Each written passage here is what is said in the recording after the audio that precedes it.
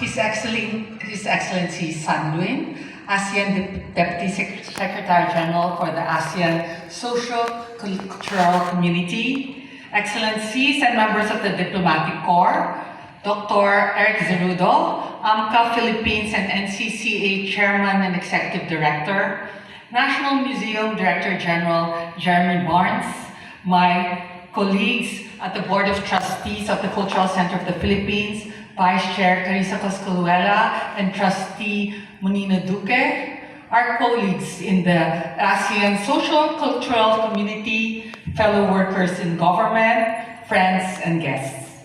Isang mapayapang araw sa ating lahat. A peaceful day to everyone. To our guests from our neighboring ASEAN member states, welcome to the Philippines and welcome to the historic Metropolitan Theater.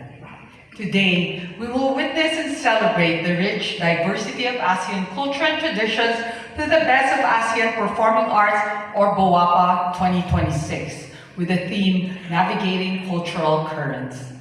The BOAPA has become an annual tradition of the ASEAN, bringing together artists from different countries to share their unique cultural expressions while encouraging interaction and collaboration.